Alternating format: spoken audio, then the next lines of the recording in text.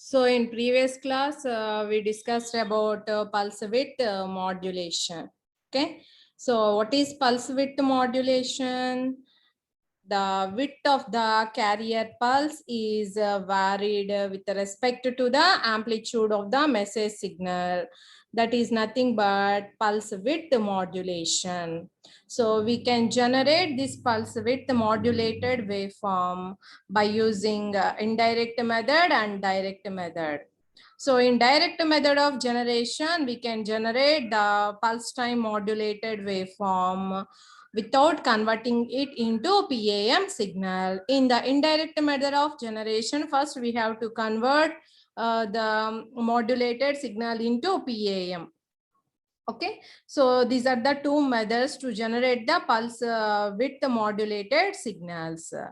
How the pulse width modulated waveform will be generated. So here we have a comparator. So comparator design, we have to consider an op-amp. For op-amp, we have two inputs. One is non-inverting input terminal and another one is inverting input terminal. So for this, we have to give two inputs. One is the reference voltage. One is the reference voltage. That is, we are considering here a triangular waveform. A triangular waveform is the reference voltage and another input is the modulating signal, that is nothing but a message signal. So when we compare these two signals and the output will be high. When the output will be high, if the modulating signal voltage is greater than the reference voltage, in that period the output will be high. So depending on this means the depending on the amplitude of the message signal, here the width of the pulse will be varied. Here the width of the pulse will be varied. So ఇక్కడ మీరు compare చేసినట్లయితే ఎక్కడైతే మనకి modulating signal voltage అనేది reference కన్నా ఎక్కువగా ఉంటుందో, so ఆ పీరియడ్ లో మనకి అవుట్పుట్ యొక్క విడ్త్ అనేది హై, అవుట్పుట్ యొక్క వేవ్ ఫామ్ అనేది హై వస్తుంది. అవుట్పుట్ వేవ్ ఫామ్ అనేది హైగా జనరేట్ అవుతుంది. Okay, so this is nothing but the generation of the PWM signal. So this is the circuit diagram to generate the PWM. So this is op-amp symbol. This is called operational amplifier. For this we have two inputs. Plus is called non-inverting input terminal and minus is called inverting input terminal. For this inverting input terminal we have a sawtooth generator as the input. This will be, we are considering as a reference voltage. And X of t is the modulating signal. This comparator compares these two signals and the output will be generated. So in this waveforms, here we are considering a sawtooth waveform, and this sawtooth waveform we have to fix the leading edge or trailing edge. So in these waveforms the leading edge will be fixed and the trailing edge will be varied. Means here the trailing edge will be modulated and the output is PWM, pulse width modulated signal, as the output, and this will be given as input to the monostable multivibrator. For this monostable multivibrator, it will act as a triggering pulse. It will be acts as a triggering pulse, means which triggering, that is a negative edge triggering. Negative edge triggering means when the 1 to 0 transitions, when the input is 1 to 0, here the output will be generated. Output pulse will be generated. So ఇక్కడ చూడండి 1 to 0 transitions ఎక్కడైతే ఉన్నాయో మనకి అక్కడ output pulse అనేది generate అవుతుంది. That is nothing but pulse position modulation.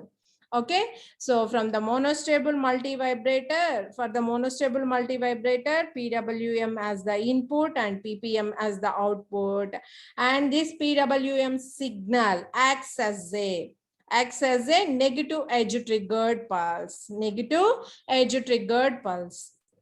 Okay, so from this method we can get the pulse position modulated output. Okay, and next detection of PWM, detection of PWM. So we can detect the demodulated signal, and for this we have pulse width modulated signal as the input. So when the pulse width modulated signal is transmitted through the noisy channel, we will get the noisy PWM at the receiver. And this noisy PWM passed through the Schmitt trigger circuit to remove the noise, and it will be applied as input to the ramp generator and synchronization pulse generator. So this is PWM, and this is this is ramp generator, and this is synchronized pulse generator. Okay, and these two pulses are added by the adder, and you may observe this ramp generator, the ramp will be varied, means height of the ramp will be varied according to the width of the PWM, according to the width of the PWM, and these two signals are added by the adder. So we will get the output is like this, and the level shifter block we have, and the level shifter we have to consider a reference. So after that we have a rectifier. This rectifier allows, means half wave rectifier allows either positive pulses or negative pulses. So here the positive pulses will be, we will get the output at the output. Okay, and ఇక్కడ మీరు observe చేసినట్లయితే above the reference మాత్రమే మనకి yellow అయినాయి, below reference మనకి ఏమైంది, 0 అయింది. This is the output of the rectifier, and this will be passed through the low pass filter. Finally we will get the demodulated signal at the output.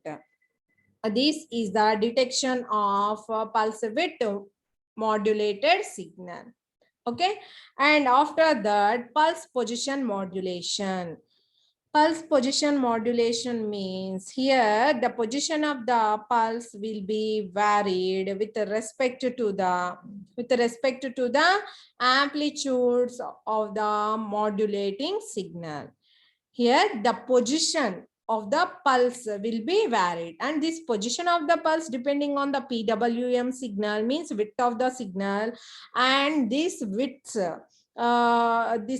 is depending on the amplitude of the modulating signal. So finally we can say the pulse position modulation will be, a position of the pulse will be varied with respect to the amplitude of the modulating signal. How this PPM will be generated? It is same as PWM. First we have to generate the PWM signal, and next the PWM will be given as input to the monostable multivibrator. For the monostable multivibrator, it will act as a triggering pulse, and after that you will get the PPM signal. You will get the PPM signal. So monostable multivibrator ki pulse width modulation signal ane pulse width modulated signal anedi triggering la act chestundi. So you may consider either positive edge or negative edge. So depending on that you will get the pulse position modulated signal. See, here are the waveforms. First we need to generate the pulse width modulated signal, and after that it will be given as input to the monostable multivibrator. For monostable multivibrator, it acts as a triggering pulse. So here I am considering it is as negative edge. Negative edge means 1 to 0 transitions we called as negative edge. So here the state change will take place. Monostable multivibrator. Here the position of the pulse depending on the width of the modulated signal. So this is the pulse position modulated output. These are the trailing edges. These are the trailing edges, or else we called negative edge triggering. Negative edge triggering. Okay. And the demodulation of pulse position modulated signal. So how can we get the demodulated signal from the PPM signal? So here we need to consider a pulse generator and a reference pulse generator. Here pulse generator is nothing but a square wave generator. And here we have to consider a reference pulse generator that will be obtained from the PPL pulses. And these two inputs are given to the SR flip-flop. One input is for the set and another input is the reset pin. So depending on these S and R inputs, you will get the output that is called PWM output, pulse width modulated output. So we have to use a pulse demodulator, pulse width demodulator, so that you can obtain the demodulated signal, that is nothing but modulating signal. That is nothing but modulating signal. We know that the flip-flop operation, if S is 1, so you will get the set, and reset is 1, you will get the reset. Reset means output will be 0, set means output will be 1. If both the inputs S and R is equal to 0, that is called no change state. No change state means the previous state exists, and S is equal to 1 and R is equal to 1. So the output of the flip-flop will be invalid or indeterminate state. So depending on the RS flip-flop, means RS flip-flop we can design with the NAND gates and NOR gates. So depending on that, the operation will be changed. So here you may observe. So for SR flip-flop, we have two inputs, S and R. One input is pulse generator is given to the reset pin. So, and another input is a reference pulse. See here. So reference pulse ne manamo R ki ichamo and S nemo manam square wave ga consider cheskunnamo. So depending on the S and R value, you will get the pulse width modulated signal output. Pulse width modulated signal output. So here you may observe S is equal to 1, R is equal to 0, output will be high, set state. So depending on that, you will get the pulse width modulated signal, and this pulse width modulated signal is given as input to the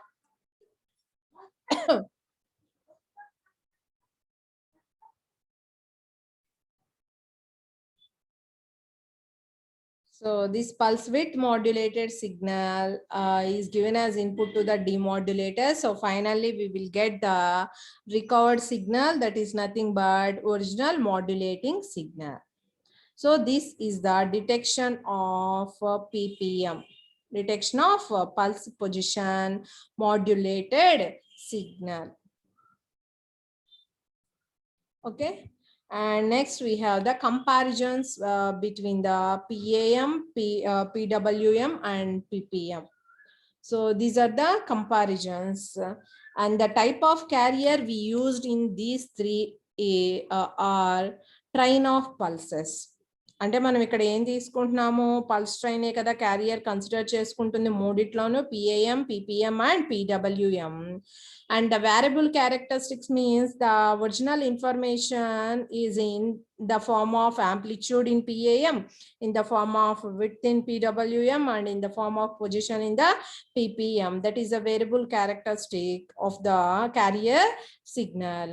And the bandwidth requirement to transmit the PAM signal is low when compared to the PWM and PPM. But the noise immunity is very low in PAM, and the noise immunity is high in PWM and PPM. And the information contained in PAM as amplitude variations, and in PWM as width variations, and in PPM as position variations. And the signal to noise ratio, the signal to noise ratio is very low in pulse amplitude modulation, and PWM it will be moderate, and PPM it will be high. And the transmitted power, so transmitted power varies because here the amplitude is varied and the width is varied. So here the transmitted power will be varied, and in PPM the transmitted power will be constant. and need to transmit the synchronizing pulses. So we do not use any synchronized pulses in PAM or in PWM, but in PPM, in the demodulation, we have to use a synchronization pulse to synchronize the transmitter and receiver. So it will be necessary in PPM. And here the bandwidth depends on the width of the pulse, and here the rise time of the pulse, and here also the rise time of the pulse. And the complexity for the generation and detection of PAM is complex and PPM is complex and PWM is easy. But in PPM, the generation and detection is, first we need to generate the PWM signal for the generation, and for the detection also we need to generate the PWM signal first, and then we can demodulate that PWM signal. Finally, we will get the demodulated signal. Okay, and when we compare it to the other modulation systems, so PAM is similar to amplitude modulation system, and PWM will be similar to frequency modulation system, and the PPM will be similar to phase modulation system. Phase modulation system. And here are some examples to calculate the transmission bandwidth of pulse amplitude modulated wave and PPM and PWM. So how the bandwidth we can calculate it from the given data. So see here for the PAM transmission, for the PAM transmission of voice signal, so with the frequency is 3 kHz, means here the given frequency is the modulating signal frequency, that is 3 kHz, and calculate the transmission bandwidth, and we have the sampling frequency, that is 8 kHz, and the pulse duration will be also given, that is tau is equal to 0.1 into TS. 0.1 into TS. So you have to calculate the bandwidth. We know that the bandwidth always should be greater or equal to 1 by 2 tau. 1 by 2 tau. Here tau is nothing but the pulse duration or width of the pulse, that is equal to 0.1 into TS. So 2 into tau అంటే ఏంటి ఇక్కడ మనకి 0.1 into TS. TS అంటే ఏంటి ఇక్కడ sampling time. మరి ఇక్కడ TS అనేది ఇచ్చారా, ఇవ్వలేదు. So you need to find this TS, and this TS depends on the sampling frequency. So that is equal to 0.1 divided by 8 kilohertz. 8 kilohertz. So if you substitute these values, you will get the bandwidth, the transmission bandwidth of the PAM signal. So for the PAM signal, the transmission bandwidth should be greater or equal to 1 by 2 tau. If you substitute, the transmission bandwidth is greater or equal to 40 kilohertz. 40 kilohertz. Okay. And for the above signal, if the rise time is 1% of the pulse width, and the rise time is 1% of the pulse width, find minimum transmission bandwidth for the PWM and PPM. So for PWM and PPM, in the comparison, we already discussed, depending on the rise time. So here the bandwidth should be greater or equal to 1 divided by 2 into rise time. So here the rise time is equal to how much percentage? Here the given is 1% of the pulse width. So here pulse width is tau. 1% means 1 divided by 100, you will get 0.01 into tau. 0.01 into tau. So if you substitute, rise time is equal to tau into 0.01. Here tau is 12.5 microseconds, that is multiplied by 0.01, and then you have to substitute here, you will get the transmission bandwidth of the pulse width modulated signal and pulse position modulated signal. Okay, so మీరు ఇవి గుర్తుంచుకోవాలి ఏంటి transmission band width for the PAM is greater are equal to 1/2 tau, and for the PWM and PPM it will be equal to 1/2 TR, that is depending on the rise time of the pulse. Okay, and in next class I'm going to explain you about multiplexing. So generally we have three types of multiplexing: frequency division, wavelength division, and time division multiplexing. Okay, so this is about pulse modulation. So we can divide the digital modulation into pulse analog modulation and pulse digital modulation, and pulse analog modulation again classified into pulse amplitude modulation and pulse position modulation and pulse width modulation. Okay, so in pulse amplitude modulation, here the amplitude of the carrier will be varied with respect to the amplitude of the message signal. That is nothing but pulse amplitude modulation. And in pulse width modulation, width of the pulse will be varied in accordance with the amplitude of the message. In similar way, PPM also. And the PAM will be classified into different types depending on the type of sampling we used.